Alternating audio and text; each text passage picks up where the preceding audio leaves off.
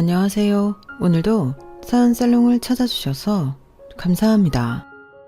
지난 주말 떡볶이 장사하며 쌍둥이 아이들과 허리띠 졸라매고 살아가는 저희 돈을 지난 10년간 다 뺏어가 놓고 미국으로 튀려던 아주버님을 공항에서 붙잡은 여자예요. 제가 너무 우악스럽게 느껴지신다고요? 결혼 후 10년간 오직 큰아들인 아주버님밖에 모르던 시아버지 때문에 갖은 고초를 겪던 저희 집 이야기를 들어보시면 제 심정이 이해가 가실 거예요. 그동안 조선시대 신문고라도 올려 임금님께 하소연하고 싶을 정도로 마음이 참 답답했어요. 융통성 없고 착하기만 한 효자 남편 때문에 제 속은 다 문드러졌죠. 시댁 내 악역은 다 제 차지였으니까요. 21살 어린 나이에 시집아 20대를 변씨 집안에 다 바쳤다고 해도 과언이 아니에요. 그 대가가 병든 시아버지 똥개저기 갈고 한 푼 두 푼 모은 돈은 기생충 같은 아주버님 소나기로 다 들어갔다는 사실이 비참하네요. 저는 친정 엄마 집안부터 대대로 흙수저 중에 흙수저로 살아온 사람이에요. 엄마는 어려운 가정 환경 탓에 20살이 되자마자 팔리듯 나이 많은 남자 집으로 시집갔다고 해요. 그 나이 많은 남자가 바로 제 아버지였죠. 등 때밀려 시집간 집엔 웬 아줌마가 딸내미 5을 데리고 떡하니 버티고 있었다네요. 알고 보니 처녀였던 저희 엄마는 아들이 없던 집안에 씨바지로 들어간 거였죠. 순진한 산골 소녀였던 저희 엄마는 뒤늦게 그 사실을 알고도 도망칠 줄도 모르고 숙명인가 보다 하고 그냥 살았다고 해요. 하지만 시댁에서 원하는 아들은커녕 임신 자체가 잘 되지 않았고 결혼한 지 4년 만에 딸인 절 낳자마자 시댁에서 바로 쫓겨났다고 합니다. 그 탓에 전 아버지 얼굴조차 모르고 엄마와 둘이 살아왔어요. 여자들이 똘똘 뭉쳐 정말 힘겹게 버텨왔죠. 하나뿐인 자식인 절 먹여 살리기 위해 엄마는 포장마차 노점에서 떡볶이 장사를 시작했어요. 겨우 입에 풀칠할 정도로 벌긴 했지만 티끌 모아 태산이라고 조금씩 모아 초등학교 앞 가게 한 칸을 빌려서 장사를 할 수 있었죠. 전 학교에서 반장도 도맡아 했고 공부도 곧잘 해서 당연히 대학에 진학할 거라고 생각했어요. 서울대까진 아니어도 인서울대학엔 무난히 붙을 성적이었거든요. 그런데 대학 입시를 앞둔 어느 날 엄마가 일하시다가 심장 부정맥이 심해져 쓰러지셨어요. 전 엄마가 돌아가실지도 모른다는 공포감에 수능은 눈에 들어오지도 않았죠. 당장 엄마가 누워 계시니 병간호를 해야 했고 병원비와 생활비를 위해 제가 돈을 벌어야 했어요. 어찌저찌 고등학교 수업 일수를 채워 졸업은 했지만 대학은 몇 년 뒤로 미뤘어요. 엄마가 나아지시면 몇 년 뒤엔 반드시 대학에 가리라고 다짐했죠. 시간이 흘러 30대가 된 지금까지 대학 근처에도 못 가볼 줄은 꿈에도 몰랐습니다. 저희는 떡볶이 가게에 딸린 조그만 방 한 칸에서 살고 있었어요. 엄마는 퇴원하셨지만 아직 몸 상태가 온전치 않았기에 제가 떡볶이 가게를 운영하고 엄마는 주로 누워 계시게 했죠. 그때쯤 유독 우리 떡볶이 가게를 자주 찾던 근처 바지 공장에 청년이 있었어요.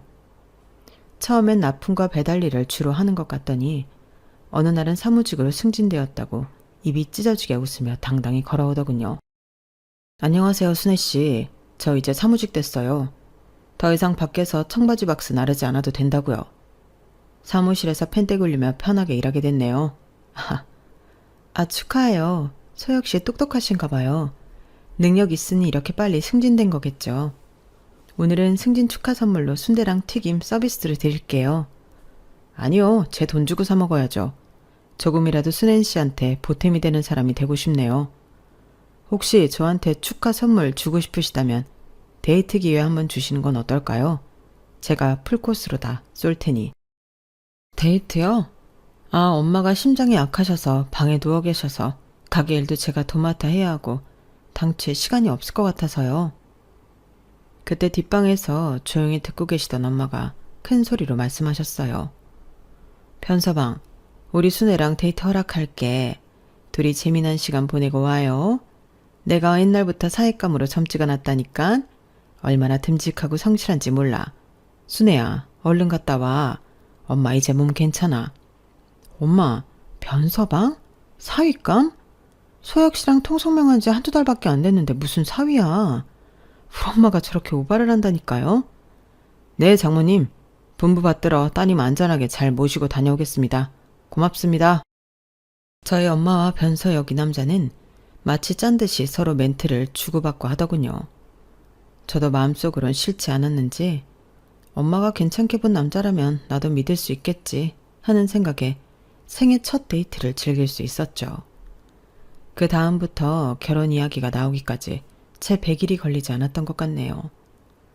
하긴 남친은 이미 저희 엄마한테 장모님이라고 불렀고 엄마도 변서방이라고 칭했으니까요. 변서혁.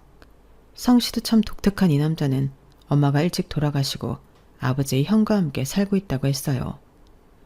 옛날 사람들이 맏아들을 좋아하듯 남친 아버지도 큰아들인 형을 편애한다곤 했지만 그때 뭐 그러려니 했죠. 아버지는 지난 40년간 막노동을 하셨다고 하더군요. 저희 집도 형편이 안 좋은 건 마찬가지였으니 그 부분에 있어선 크게 거슬리지 않았어요. 차라리 비슷한 환경의 사람끼리 만났으니 아끼며 잘 살 수 있겠다고 생각했죠. 남친의 형은 7년째 사법고시 준비 중이라고 했어요. 시골에서 초등학교 다닐 때 전교 4등까지 해봤다나 뭐래나. 공부에 싹이 보인다고 아버지가 엄청 예뻐하시면서 지금까지 미뤄졌다고 하네요. 근데 나중에 알고 봤더니 그 시골 초등학교는 한 학년당 전교생이 10명인 곳이었어요. 전체 10명 중 4등을 했던 형 식구들은 천재라고 생각했던 거죠. 상견례 장소로 중국 요리가 코스로 나오는 식당을 예약하고는 엄마와 전 동대문 시장에 가서 처음으로 정장 한 벌씩을 샀어요. 그런데 상견례 전날 저녁 남친에게 전화가 오더군요. 아유, 미안해 순애야. 우리 형이 사법고시 준비 중인데 스트레스를 많이 받았던지 오늘 온팡 체해서 지금 약 먹고 손 따고 난리네. 아무래도 내일 상견례는 다른 날로 미뤄야 할 것 같아. 정말 미안해. 어머님께도 죄송하다고 전해드려. 어? 형이 체했다고 상견례를 미뤄? 거기 예약하기도 힘든 중국집인데 자기 집안에서 형이 얼마나 큰 존재이기에 체했다고 우리 중요한 일정까지 변경해야 해? 이건 결혼이 달린 문제라고. 자기한텐 정말 미안해. 우리 아버지는 형을 최고로 생각하셔. 마치 자기 분신처럼 여기는 존재이니 상견례 같은 중요한 가족 행사에 꼭 형을 데리고 나가야 한다고 생각하시나 봐. 뭔가 쎄한 기분이 들긴 했지만 저희 엄마한테 양해를 구하고 상견례 날짜를 뒤로 미뤘습니다. 변경된 상견례 날짜가 다가오는데 남친은 아버지의 분부라며 이번엔 형의 사법시험 이후로 미루자고 하더군요. 저희 엄마도 그쪽 집안의 중요한 스케줄이니 따르자고 하여 아예 3개월 후로 미뤘죠. 사법시험이 끝난 후 이번엔 형이 답안지를 밀렸었다며 기분 풀릴 때까지 한두 달 더 미루자는 거 있죠. 전 머리 끝까지 화가 났어요. 자기 지금 장난해? 결혼이 애들 장난도 아니고 우리 엄마도 계신데 우리 쪽 집안은 아예 무시하는 거야? 뭐야? 자기 형이 그렇게 대단한 존재야? 이제 사법고시 8년차 접어든다며. 그럼 깨끗이 포기하고 취업이나 하시라 그래. 아우 미안해 순애야. 지금 우리 집 분위기가 살얼음판이라 상견례에 상자도 얘기를 못 꺼내겠네. 지금까지 들어간 돈이 아까워서라도 형 변호사 될 때까지는 우리 집안에서 합심해서 밀어줄 것 같아. 그건 큰아들만 사랑하시는 아버님이 알아서 하시겠지. 그래서 지금 자기 나랑 결혼하겠다는 거야. 아니야? 확실히 해. 이번에 또 미루면 나랑 결혼은 없던 걸로 할 테니. 아니야. 당연히 난 우리 이쁜 순애랑 하루빨리 결혼하고 싶지. 알았어. 분위기는 안 좋지만 다시 얘기해볼게. 저번에 정한 시간대로 밀어붙이지 뭐. 자기 아버지랑 형한테 꼼짝 못하는 모습에 실망했지만 저한테는 공주 대접해주며 끔찍히 잘해줬기에 믿고 결혼을 진행했습니다. 상견례 당일이 되었고 식당에 갔더니 그쪽 식구들이 우리보다 먼저 와 있더군요. 아니, 아줌마랑 아가씨는 예의를 밥 말아 드셨어? 하늘 같은 남편네 식구들을 기다리게 하는 경우가 어딨나? 첸장맞을. 초장부터 기분 나빠서리. 아버님 안녕하세요. 저희 7시 예약이라 안 늦고 정각에 도착했는데 무슨 문제 있으신가요? 여자 쪽에서 한 30분 전에는 와 있어야지. 그리고 우리 큰애기가 사법시험 답안지 밀렸었다고 온 집안이 초상집인데 굳이 이 날짜에 상견례를 해야겠어? 큰애기요? 지금 소혁씨 형님을 큰애기라 칭하시는 건가요? 나이가 서른인 사람을요? 그리고 여자 쪽에서 꼭 먼저 와야 한다는 법이라도 있나요? 저희가 늦지도 않았잖아요. 저희 엄마도 있는 자리에서 너무 몰아붙이지 마시라고요. 자자, 순애야. 우리 아버지가 요즘 기분이 좀 안 좋아서 그러시는 거니까 자기가 이해해. 어머님, 죄송합니다. 우리 밥 먹으면 기분 풀자고요. 네? 사장님, 얼른 음식 내와주세요. 서로 냉랭한 분위기 속에서 기름진 중국 음식 코스 요리를 먹었더니 상견례 후 저와 엄마 둘 다 체해버렸어요. 그 자리에서 남친 아버지는 자기 큰아들 자랑과 더불어 돈 얘기만 주구장창했거든요. 우리 큰애기는 반드시 위대한 변호사가 될 인물이에요. 그러니 우리 집안의 모든 스케줄은 큰애기 위주로 돌아가야 하고, 둘째 결혼하거들랑 일정 부분 큰애기 공부하는 데 일조해야 한다. 사부인도 그 점을 미리 잘 알아두시길 바랍니다. 아니, 사돈어른, 둘째 아들 내외가 결혼해서 자기들 생활하는 것도 빠듯한데 아주버님 공부 뒷바라지를 하라고요? 그런 경우가 어디 있습니까? 그놈의 사법시험 언제 붙을지도 모르는데요. 아니, 사부인, 무슨 말을 그따구로 하십니까? 우리 큰애기가 얼마나 똑똑한데 될 놈을 밀어줘야지. 둘째는 고작 청바지 만드는 중소기업 다니는데 미래에 얼마나 더 비전이 있답니까? 남친은 큰 등치에 땀만 삐질삐질 흘리며 자기 아버지 말씀에 한마디도 못하고 눈치만 보고 있더군요. 참 답답했어요. 남친 형은 똥 씹은 표정을 하고 음식만 꾸역꾸역 먹더니 한마디 하더군요. 아니, 사돈분들이 참 각박하시네. 이래서 무식한 사람들하고는 상종을 하면 안 된다니까.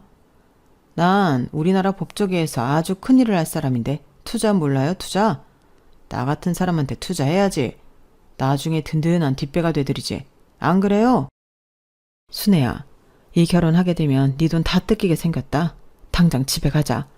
대체 누가 무식한지 모르겠네. 30살 먹은 사람을 큰애기라고 하는 것도 처음 봤고 당최 이상한 집안인 것 같다. 얼른 따라 나와. 엄마와 전 너무 화가 나서 상견례 도중 나가버렸어요. 집에 와서 엄마와 진지하게 상의를 해봤죠. 이 결혼을 진짜 파토낼지 계속 진행할지에 대해서요. 엄마 미안해요. 저쪽 집안 분위기가 저 정도일 줄 몰랐네. 완전 예의를 밥 말아먹은 집안이야. 모든 게 다 큰형 위주로 돌아가나 봐. 소혁 씨는 너무 착한데 어떡하면 좋지, 엄마? 넌 나의 전처를 밟지 않았으면 좋겠어. 난 혼인신고도 못 해보고 시댁에서 이용만 당하고 쫓겨났잖니? 난 우리 순애처럼 예쁜 딸을 얻었으니 그걸로 만족하고 살지만 우리 딸은 행복하게 살아야지. 안 그래? 내가 너무 어린 나이고 처음 사귄 남자친구라 그런지 나한테 끔찍하게 잘해주는 이 남자랑 결혼하고 싶은 마음이 크긴 한데 아무래도 안 되겠지? 그때 갑자기 떡볶이집 문을 쾅쾅 두드리는 소리가 들렸어요. 장모님, 순애야, 저 변서방이에요. 문 한 번만 열어주세요. 제가 무릎 꿇고 빌 테니 우리 아버지 한 번만 용서해 주시고 제발 들여보내 주세요. 웬 소란인가 싶어 얼른 문을 열어주었죠. 곰 같은 남친이 무릎을 꿇고 엉엉 울며 싹싹 빌고 있더라고요. 여기서 뭐 하는 거야 대체? 얼른 집 안으로 들어와. 남들이 보면 큰일이라도 난 줄 알겠네. 고마워 순애야. 자기랑 장모님이 마음 상해서 상견례 하다 말고 집으로 쌩하니 가버렸는데 그게 큰일이 아니고 뭐야. 내 얼굴 다시는 안 볼 줄 알고 겁이 나서 울며불며 쫓아왔다고. 장모님께 내가 잘 말씀드릴게. 남친은 울 엄마에게 너무 죄송했던지 얼굴을 쳐다도 못 보고 땅바닥에 코 박고 넙죽 엎드려서 엉엉 울며 싹싹 빌더군요. 장모님, 제발 순애랑 결혼하게 해주세요. 저 순애 없으면 못 살아요. 순애가 제 첫사랑이자 마지막 사랑이라고요. 아까 저희 식구들이 너무 잘못한 건 제가 이렇게 엎드려 사죄할게요. 한 번만 봐주세요, 장모님. 아우, 변서방 왜 이러나. 똑바로 앉아서 말해. 큰 등치에 힘들게 뭘 무릎까지 꿇고 두 손으로 빌고 있어. 우리 딸이 그 집으로 시집 가면 너무 힘들 것 같아서 그래. 변서방 착한 거야, 내가 알지. 제가 중간 역할 잘할 테니 걱정 붙들어 매세요. 장모님, 남자로서 그까지 총알바지 제가 할게요. 우리 아버지랑 형도 그렇게까지 나쁜 사람은 아닌데 이번에 사법시험 망쳐서 기분들이 안 좋아서 그런 거예요. 죄송해요.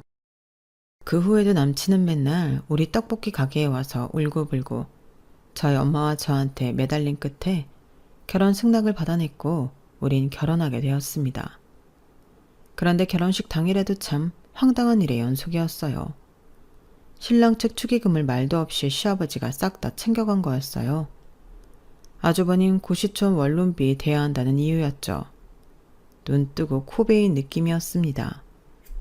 그 후로도 결혼 10년간 시아버지와 아주버님이 우리 돈을 밥 먹듯이 빼가는 일은 계속되었습니다. 지금까지 제가 정신병 안 걸리고 멀쩡히 살아있는 게 참 용하네요. 결혼한 지 3, 4년쯤 되었을 때 임신이 되었어요. 일란성 쌍둥이였죠. 투룸에서 월세로 살고 있었는데 쌍둥이가 태어나서 잘할 생각을 하니 얼른 돈을 많이 모아서 방 3개짜리 24평 아파트로 이사 가야겠다는 목표가 더욱 확실해지더군요. 하지만 그나마 월급을 따박따박 받아오던 남편이 실직하는 일이 벌어졌어요. 청바지 공장이 망해버린 거죠. 사무직으로 옮겨 펜대 굴리며 일한다고 좋아한 지 몇 년 만에 이렇게 됐네요. 순애야, 나 자기랑 떡볶이 가게 같이 운영하면 안 될까? 시액주작 된 김에 이참에 힘을 합치지 뭐. 떡볶이 가게는 내가 주도적으로 하고 엄마도 간간히 도와주시는데 자기가 뭔 필요야. 꼭 사무직으로만 일할 생각 말고 나가서 배달 일을 하든가. 노점에서 붕어빵이라도 팔 생각을 해야지. 여기에 숟가락 하나 얹을 생각 그냥 하고 말이야. 아니 그게 말이야. 우리 곧 쌍둥이들도 태어나면 누군가는 아이를 봐야 하니까. 아무래도 자기가 집에서 아기들을 보고 내가 주도적으로 떡볶이 가게를 운영하는 게 낫지 않겠어? 장모님 몸도 편찮으시니까. 말이나 못하면 밉지는 않지. 그나마 200만 원대 벌어오던 자기 월급이 당장 없어졌으니 우리 수입이 반토막으로 줄었네. 진짜 큰일이야. 집 월세는 어떻게 충당하며 애기 용품은 어떻게 마련하나? 그러니까 내가 우리 떡볶이 사업을 겁나게 번창하게 만들어버릴 테니까 나만 믿어봐. 내가 요리를 얼마나 잘하며 손님들하고 친하기는 얼마나 좋아. 나중에 인터넷 판매도 해보고 이것저것 할 수 있는 거 다 해볼게. 나만 따라오란께. 에휴, 임신한 제배는 산처럼 불러오고 움직이기도 힘든 상태였고 친정엄마도 어지럽다고 거의 누워 계시는 일이 많았기에 남편 말에 오케이 했습니다. 다행히 남편은 장 보는 일부터 가게 뒷정리까지 모든 일에 성실히 임하더군요. 당장은 수입이 반토막 났기에 안 그래도 아껴 쓰던 돈을 거의 쓰지 않았어요. 곧 태어날 쌍둥이들 용품은 중고 무료 나눔으로 받아왔고 기저귀도 품질은 뒷전이고 제일 싼 제품으로 준비해놨죠. 온 가족이 똘똘 뭉쳐 허리띠를 꽉 졸라매던 시절이었어요.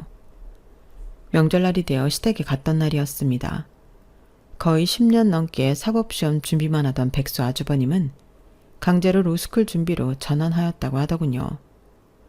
2017년에 사시가 폐지되었기에 어쩔 수 없는 선택이었죠. 시아버지는 그날도 돈 얘기를 슬그머니 꺼내더군요. 우리만 보면 그저 돈밖에 생각이 안 나나 봐요. 우리 큰애기가 인자 로스쿨 준비를 한다니 우리가 힘을 보태야 하지 않겠냐? 고시촌 원룸 비용이랑 새로 책 사야 한다니까 책 비용. 고시촌 식당 비용이랑 해서 한 달에 한 100씩만 협조해라. 그게 무슨 말씀이세요, 아버님? 힘을 보태냐뇨. 또 돈으로 협조하라는 건가요? 저희 가족만 보면 돈밖에 생각 안 드시나요? 왜 이렇게 저희 돈 못 뜯어내서 안달이세요? 제가 쌍둥이 출산 앞두고 있는 거 알면서 그러세요? 심지어 애들 아빠는 실직 상태라고요. 청바지 공장 망해서 인자 떡볶이 가게 같이 한다며. 그게 무슨 실직이냐. 둘째가 나름 열심히 일해서 돈 벌고 있구만. 초등학교 앞에서 니네 떡볶이 가게가 아주 인기 많다며. 돈을 쓸어 담겼구만. 무슨 말이냐? 한 가족인데 돈 좀 대주기 그리도 아깝냐? 맨날 심드렁한 표정으로 시아버지 뒤에서 듣고만 있던 아주버님이 말을 거들더군요. 아니 듣자니 내가 무슨 돈을 뜯어냈다고 그래요. 로스쿨 가서 변호사 시험 합격하면 다 갚을 테니 기쁜 마음으로 협조해 주세요. 기쁜 마음이요? 기가 차서 30이 넘도록 집에서 돈 받아서 쓰면서 창피하지도 않으세요? 알바하면서 공부하는 고시생들도 많다고요. 왜 아주버님은 없는 집 자식이면서 황제처럼 알바 한 번을 안 하시는 거예요? 야, 너 시애비 앞에서 지금 우리 귀중한 큰애기 흉을 보는 거냐? 돈 대주기 싫으면 말아라, 고의한 것들. 당장 여기서 나가라. 명절이고 뭐고 니네 면상 앞두고 재수없어서 밥도 안 넘어가겠다. 퇴! 아버님, 정말 너무하시네요. 아버님 손자 손녀를 임신한 며느리한테 지금 재수없다고요? 여태껏 아버님과 아주버님한테 들어간 돈만 수천만 원이라고요. 어떻게 저희한테는 한 푼 보태주지도 않으시면서 큰아들만 예뻐하시나요?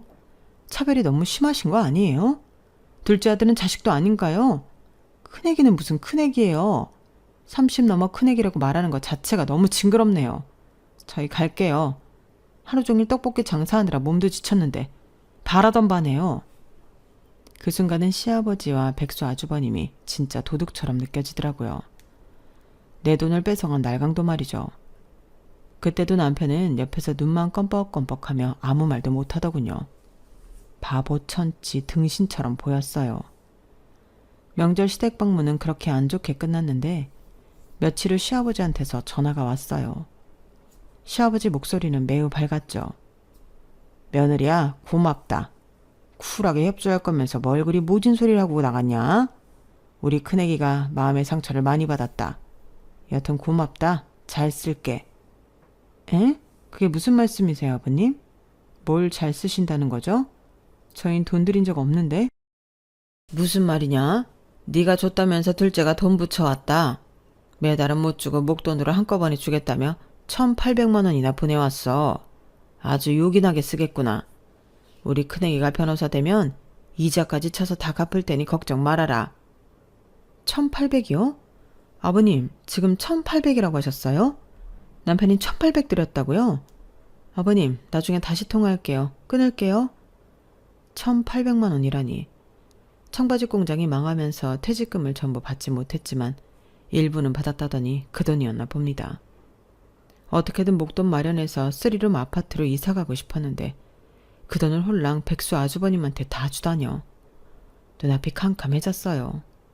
당장 남편한테 따져 물었죠. 당신, 나 지금 열받아서 이 떡볶이 가게도 폭발시켜버리고 싶어. 다 같이 망해보자고 어디. 순애야, 아기도 가졌는데 그렇게 험한 말씀은 안 되지.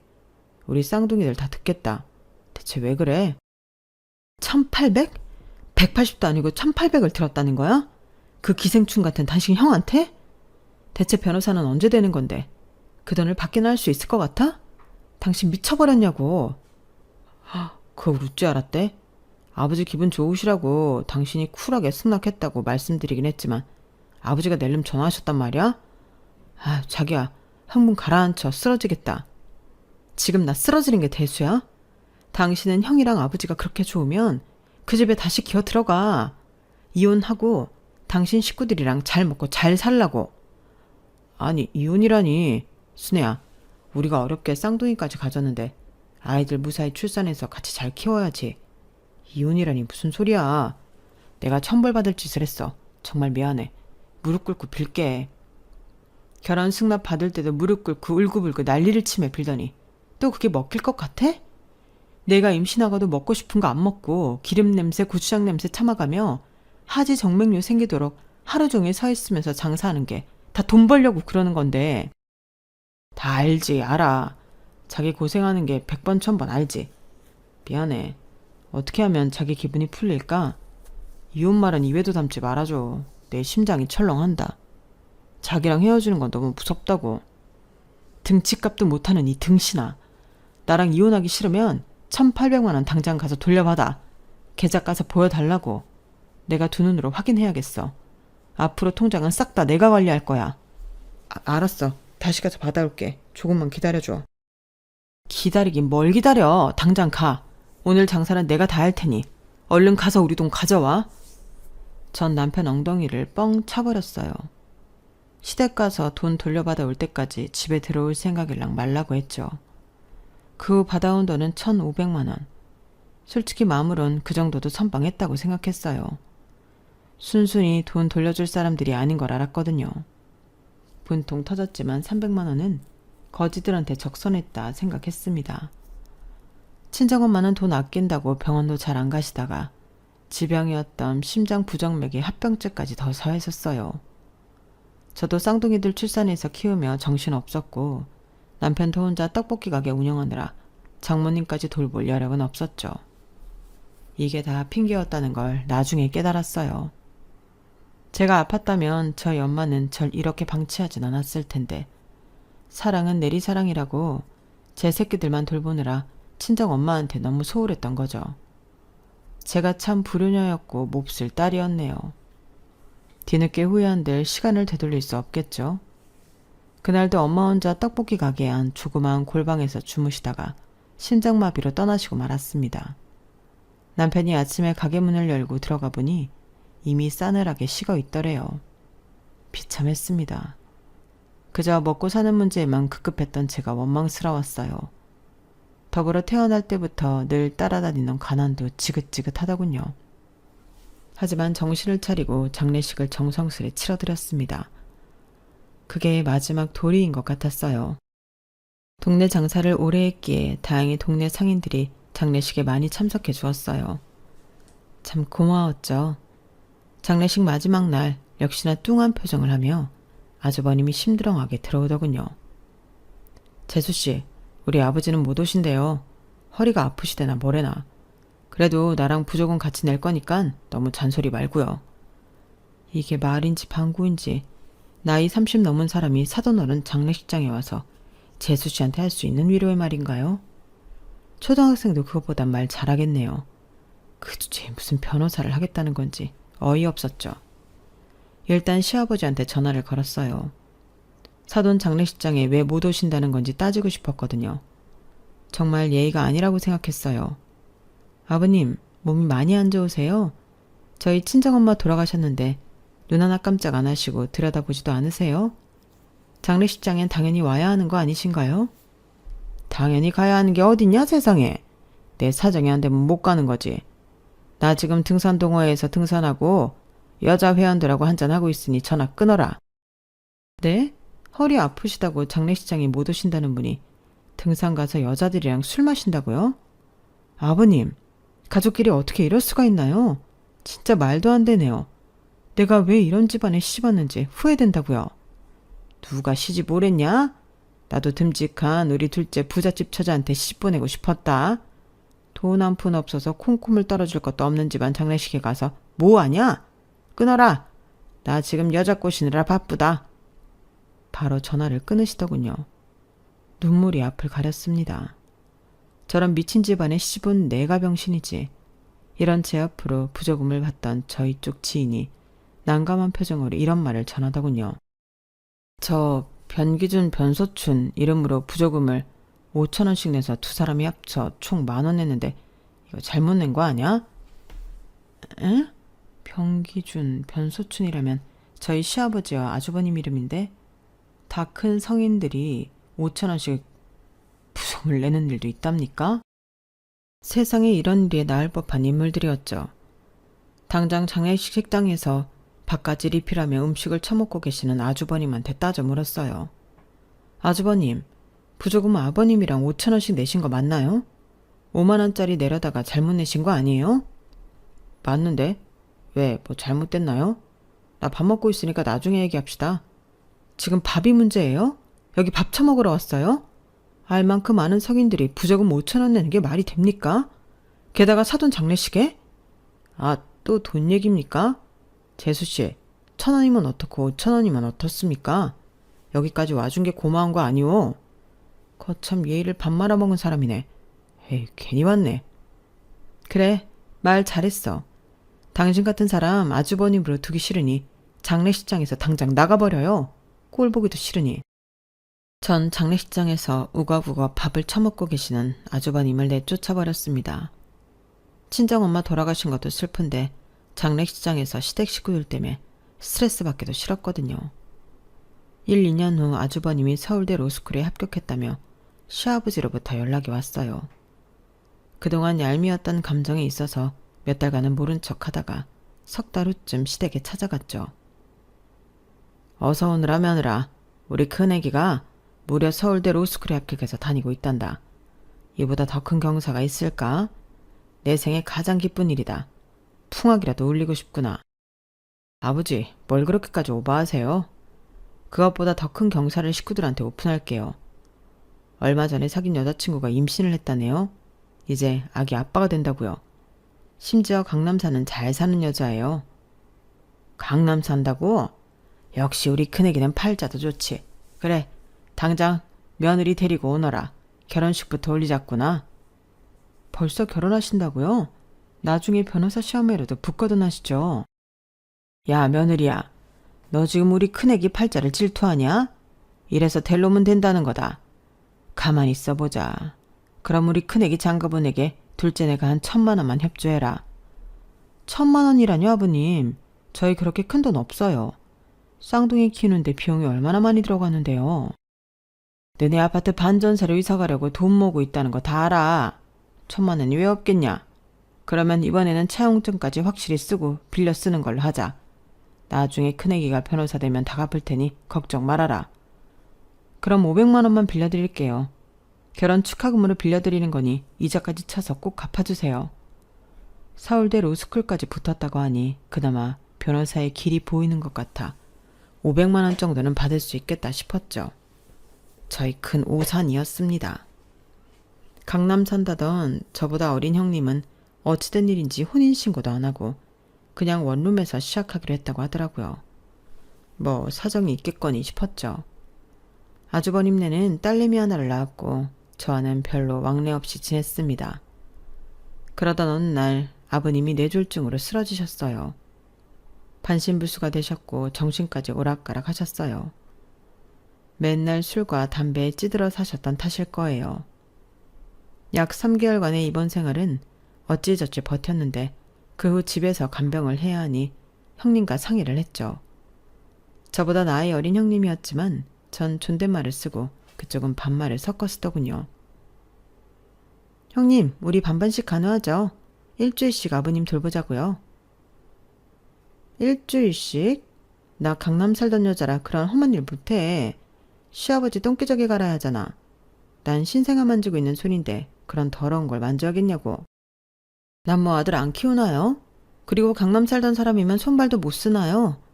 지금 강남 사는 것도 아니고 저희랑 같은 동네 원룸 살잖아요. 여튼 난 못하니까 알아서들 해요. 그래도 내가 손윗 형님인데 아랫사람들이 허드렛 일 해야 하는 거 아닌가? 뭐? 아랫사람? 더 나보다 나이도 어리면서 형님 대접해줬더니 눈가리에 뵈는 게 없더냐? 진짜 열받네. 아무리 싸우고 저 혼자 열내봤자 씨알도 안 먹히더군요. 말도 안 통하는 아주버님과 사는 여자라 그런지 형님도 당최 말이 안 통하는 사람이었어요. 포기하고 그냥 남편과 제가 알아서 시아버지 간병도 모시고 다니며 병행했죠. 그날도 시아버지 모시고 남편과 아이들까지 데리고 병원에 꾸역꾸역 갔는데 저희 고등학교 동창을 만났어요. 미래야 진짜 반갑다. 병원엔 웬일이야? 어디 아파서 왔어? 거기 대기업은 계속 다니고 있고? 어머 순애야, 이게 몇 년 만이야. 여기 폐암 전문의가 내 남편이라 같이 밥 먹으려고 왔어. 난 대기업 다니다가 로스쿨 입학해서 다니고 있어. 이 나이에 다시 학생 됐지 뭐. 아 정말? 야 멋지다. 어디 로스쿨이야? 우리 아주버님 서울대 로스쿨 다니거든. 뭐? 나도 서울대 로스쿨이야. 재작년에 입학했지. 학부를 서울대 나와서 그런지 수월하게 합격한 것 같아. 이제 변호사 시험만 앞두고 있지 뭐. 진짜? 아주버님도 재작년에 입학했어. 너랑 동기겠네. 변소춘이라고 알아? 응? 변소춘? 이름 특이하네. 우리 한 학년에 150명 정도 다 알고 지내는데. 그런 이름 가진 사람 없어. 서울대 로스쿨 맞아? 당연히 맞지. 선배나 후배 중에도 변소춘이라는 사람 없어? 전혀 없어. 근데 말야 순애야. 이런 말 좀 그렇지만 변씨성을 가진 사람이 여기 주변 어슬렁거리면서 이 학교 다닌다며 사칭하다가 경찰에 걸린 적이 몇 번 있다고는 들었어. 당연히 너희 아주버님은 아니겠지만 내가 괜히 말했다 너한테. 뭐라고? 우리 아주버님 그러고도 남을 사람이긴 해. 어쩐지 이 인간 더럽게도 무식한 것 같다니 다 거짓부렁이었구만. 남편한테도 알려야겠어. 일단 고마움 이래야. 나중에 다시 연락하자. 저는 수납창고에서 수납하던 남편한테 다 말했어요. 말씀드려봤자 제대로 인지도 못할 테지만 시아버지한테도 말씀드렸죠. 남편은 그럴 리가 없다며 화들짝 놀라더군요. 남편이 바로 형한테 전화를 걸어본다며 스피커폰으로 연락했습니다. 형, 지금 어디야? 기니 할 말이 있는데. 뭔데? 나 지금 미국으로 장기간 떠나려고. 와이프랑 애랑 공항 갈 참인데. 너 혹시 나한테 아버지 간병 맡기려고 전화한 거냐? 나랑 내 와이프는 아버지 똥수발 못 들어. 그런 건 네가 해. 갑자기 미국이라니 그게 무슨 말이야, 형? 우리한테 상의도 한마디 없이 가버린다고? 여기 서울대 로스쿨도 시시해서 말이야. 뉴욕 로스쿨 가볼까 하고 뉴욕으로 출발하는 중이야. 이따 3시 비행기 타고 가려고. 면세점 쇼핑도 좀 하고 그래야겠다. 올 와이프가 강남 출신이라 카드도 박박 긁고 호가한다 요즘. 이따 공항에서 만나 그럼. 일단 끊어봐. 한국에서의 일을 다 떠넘기고 갑자기 미국이라니. 지금껏 빌려가고 뺏어간 우리 돈은 사기꾼 놈이 우리 돈만 쏙 빼먹고 미국 유형으로 도망가려는 것 같았어요. 가족이 아니라 왼수였죠. 전 남편한테 애들을 맡기고 바로 공항으로 향했습니다. 그 년놈들을 잡아 족치고 싶었어요. 더불어 형님이란 여자한테 아주버님이 로스쿨생이 아니고 그냥 사기꾼이란 걸 밝히고 싶었죠. 셋이 뉴욕행 비행기 탑승구 쪽을 쥐잡듯이 뒤져 아주버님 일행을 찾아냈어요. 그놈 뒷덜미를 덥석 잡아버렸죠. 야, 이 사기꾼아. 뭐? 서울대 로스쿨? 지금껏 공부도 안 하고 백수로 지내면서 이젠 사기까지 쳐? 그 시간에 막노동을 했으면 떼돈을 벌었겠다 이놈아. 옆에 있던 형님 눈이 휘둥그레지더군요. 여보, 동서가 지금 무슨 말하는 거야? 당신 서울대 로스쿨 다니다가 뉴욕대 로스쿨로 전학 가려는 거 아니었어? 이보쇼, 정신 차리쇼 형님. 서울대 로스쿨 나왔다고 뉴욕대에서 그리 쉽게 전학을 받아줍니까? 무슨 초등학교 전학 갑니까? 이놈 순 사기꾼이에요. 내 돈 내놔 이놈아. 지금껏 뺏어간 내 피 같은 돈 내놔. 나보고 웬 사기꾼이래? 이 옆에 내가 미쳤나? 재수씨라고 대여해줬더니 선을 시계 넘네. 니까짓게 뉴욕 가서 뭘로 밥 벌어먹고 살려고 그러냐? 돈도 없는 기생충 같은 게 네 아버지 간병은 왜 우리한테 다 떠넘기냐고. 내 와이프가 강남 살던 여자고 부잣집 딸내미인데 왜 못 살아? 미국 뉴욕 가서 떵떵거리면서 살 거다. 이거 놓으라고. 쪽팔리게 진짜. 옆에 있던 형님이란 여자가 자기 집안 돈 믿고 뉴욕으로 간다니까 화들짝 놀라 거들더군요. 여보, 나 고아 출신의 돈 없는 여자야. 자기한테 돈 많다고 한 거 다 개뻥이라고. 지금껏 다 카드 돌려막기로 돈 쓰고 다닌 거야. 근데 자기도 서울대 로스쿨생 이런 거 다 뻥이야? 뭐?